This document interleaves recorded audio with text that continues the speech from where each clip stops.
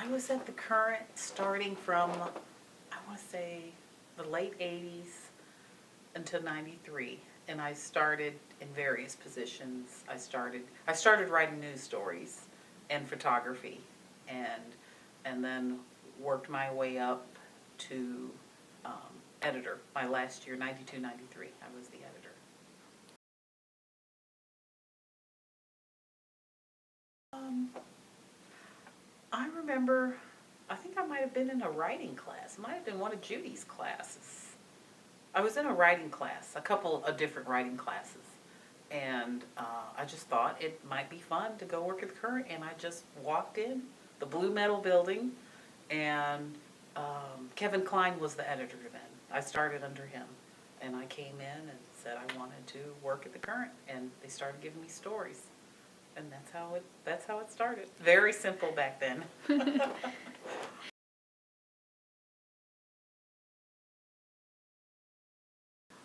A big challenge at the Current was budget problems. It was just a continual problem. When I was the editor, for the year I was the editor, before and afterwards, the Current was in financial distress. And yeah, so the budget, working with the budget was a big problem at that time. And we were threatened, from time to time that we would lose our funding and that kind of thing. And so yeah, that was probably the biggest challenge.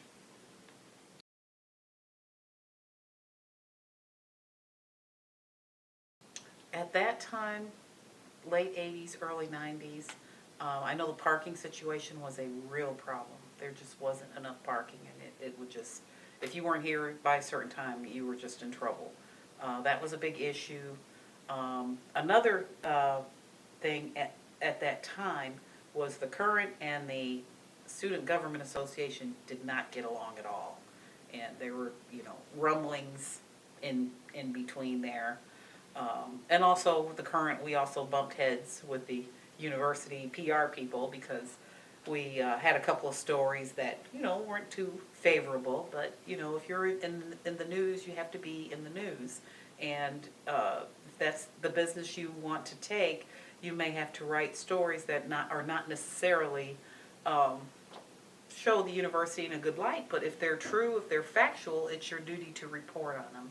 So we had a few instances where we reported on stories, and the university got a little, their feathers ruffled a little bit, but they got over it, and it was fine.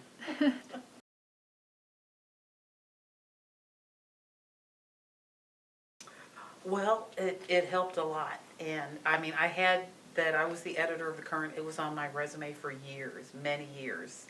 One, it showed being in a leadership position. It showed that you could make decisions. It showed you could run a staff. It was a very great experience that carried me for, many years, that I was able to, going forward with jobs. Because a lot of the jobs I had going forward required some kind of writing, whether it was writing reports. I worked for the county jail.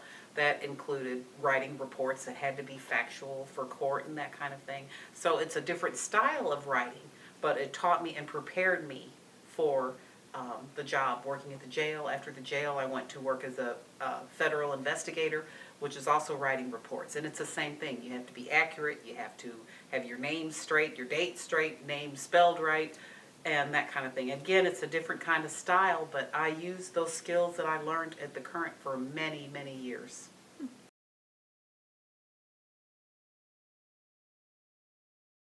Oh, the Current, well, the camaraderie. It was very interesting. I mean, and I made friends at the Current, who are lifelong friends. Some of them to this day, we are friends. And it's just a close bond because you're here all the time at all hours of the day and night, and you're going through all of these things together, and yeah, you get very, very close. And it is like a family because you spend so much time working on the paper and going through issues and, good times and bad times, and you just develop these lifelong friendships that are always there.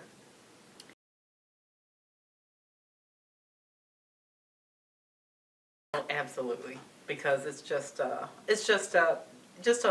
great experience, great life-changing experience, and also seeing how things have evolved through the times, because I was there and I wish that someone would have taken a picture of it. But I was there when we got the first computer. Laura Berardino, who was the editor, I can't remember what year it was. It might have been 89, 90. She fought for us to get that very first computer. And I remember we got the computer, we had one computer. We came in, it was set up, and everybody was all crowded around the computer, this one computer. And I wish we had a picture of it, because that's historical. It's like in the 50s when the TV came out, or whatever it was, and everybody was crowded around one TV. Everyone was crowded around this one computer. And because it was a really big deal. We got this one computer. And look at where we are now. I mean, you all have these real nice computers, and that's just how it's done. Because back in the old days, you had the X-Acto knives, and you cut it out, and you glued and pasted, and, you know, very primitive way to put a paper together back then compared to how it's done today. So it is interesting to see how things have evolved. But you still have that same camaraderie that I'm sure that is carried through the years, through the different staffs.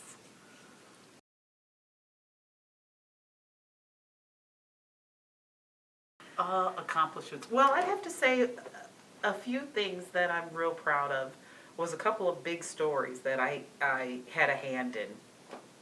And they ended up, it just kind of ended up kind of being a big deal at the time. One in particular was when I just happened to be down in the cafeteria, and there was no salad bar. I'm like, where's the salad bar? And somebody said, oh, the health department came in and shut it down. And I'm like, what? So I came running out. Oh my gosh, I came running in.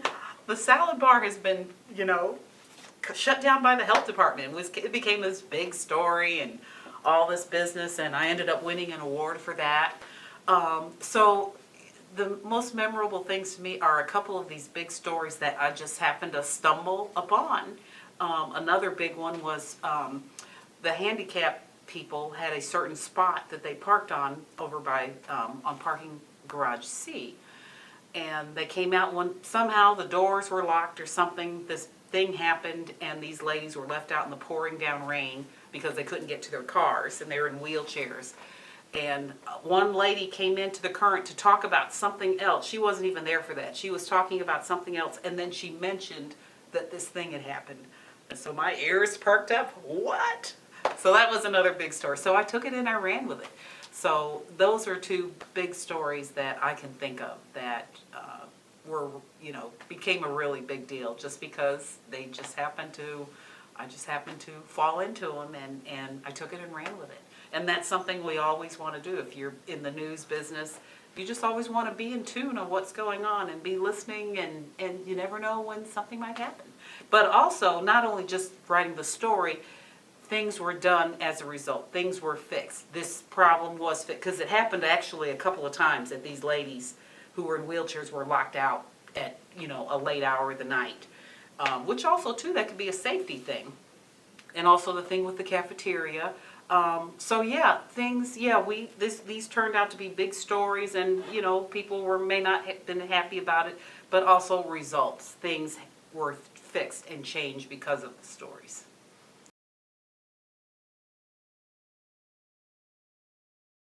Let's see. Fondest memories. It can be production day. You love and hate it. Oh yeah, those weren't exactly great because we were up here at all hours of the night. You'd be so tired, but you had to keep going. But I would say the fondest memories were just, we were just being together, and we were all there for each other. We're all, a lot of us were very close, and like I said, many of us have remained lifelong friends. And, just being there, at good times and in bad. And, being there, some of us graduated together, and, it was very sad, bittersweet, and very happy too. So those are, some of the best memories that we had. We're just, hanging around at the Blue Metal building, and it was just a great time.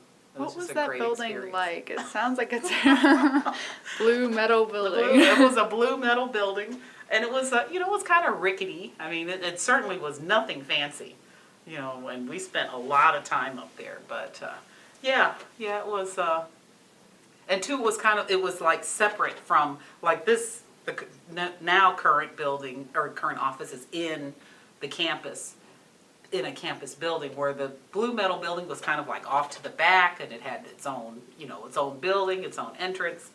So, you know, and also in another way, we weren't, you know, supervised, if you will, as much as, you know, where you being inside where you could be supervised better, so. It's interesting. Yeah, but it was fun.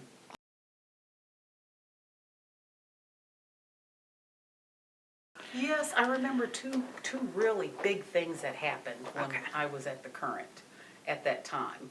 And, you know, just like how things evolved through the times, one big thing was when Magic Johnson announced he had HIV. You know, like now you hear it's, okay, yeah, but at that time it was a really big deal because it was just this thing, and it was still, you know, very much a disgrace.